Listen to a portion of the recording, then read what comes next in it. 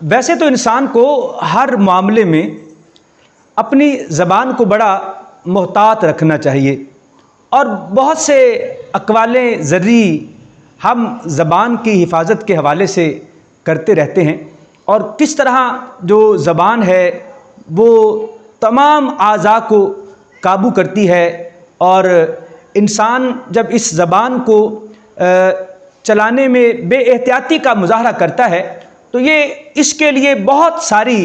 مشکلات پیدا کر دیتی ہیں۔ دنیاوی اعتبار سے اس کو استعمال کرنے کی ایک اپنی افادیت ہے، لیکن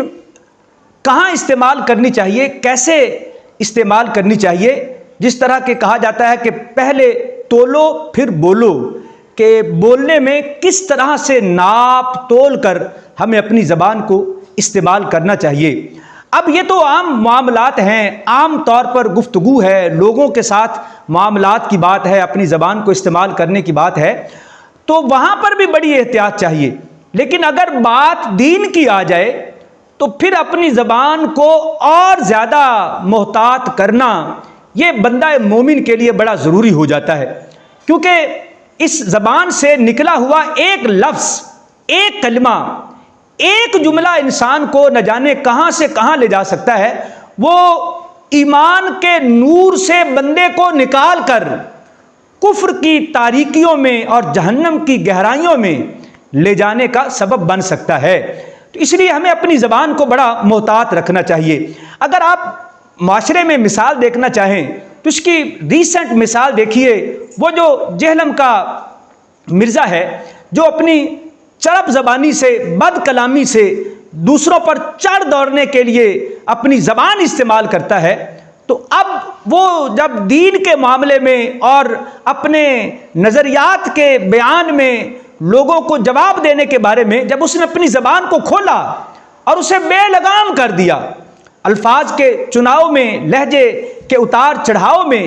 اس نے کسی جگہ پر بھی کوئی چیک اینڈ بیلنس نہ رکھا، وہ کہاں چلا، کہاں اللہ تبارک و تعالیٰ کے اولیاء پر اپنی زبان کو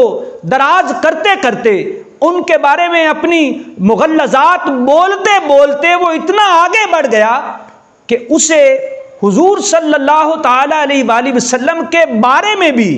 کچھ بولتے ہوئے ذرا تأمل نہ ہوا، یعنی اس کی زبان لڑکھڑائی نہیں، اس نے سوچا نہیں، عقل کو استعمال نہ کیا، وہ لرزا نہیں، کانپا نہیں، اس کی زبان تھر تھرائی نہیں، اس کے دل میں جو آیا اس نے منہ کھولا، اور منہ کھول کر جو بکواس کرنا تھی اس نے وہ کر دی۔ حضور نبی رحمت شفیع امت صلی اللہ تعالی علیہ وآلہ وسلم کے بارے میں ایسی بات بولی کہ جو میں اپنی زبان پر بھی نہیں لا سکتا، اور میں کیا، کوئی بھی مومن، کوئی بھی حضور صلی اللہ علیہ وآلہ وسلم کا امتی اسے اپنی زبان پر لانے کا تصور بھی نہیں کر سکتا۔ دیکھیے، ہم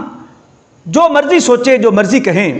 اور ہم دیکھیں کہ حضور صلی اللہ علیہ وآلہ وسلم کے بارے میں کسی نے جو بھی کہا، کسی غیر نے، غیر مسلم نے حضور علیہ السلام کے بارے میں اگر کوئی ایسی بات کہی ہے جو آپ کے شایان شان نہیں ہے،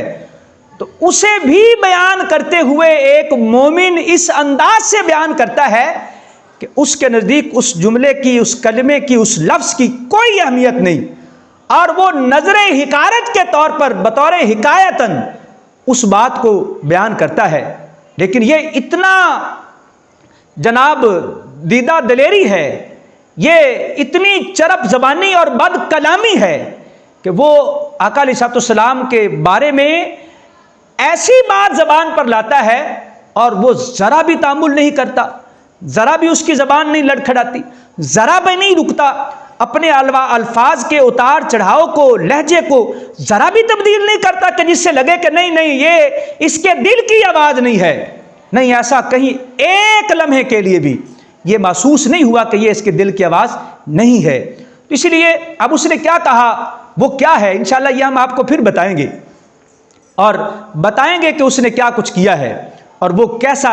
اس طرح کے کلمات، یہ تو آقا علیہ السلام کی ذات گرامی ہے، وہ کس طرح دوسروں کے بارے میں بھی اس طرح کے کلمات بولنے والا ہے۔ ہمیں بہرحال اپنی زبان کو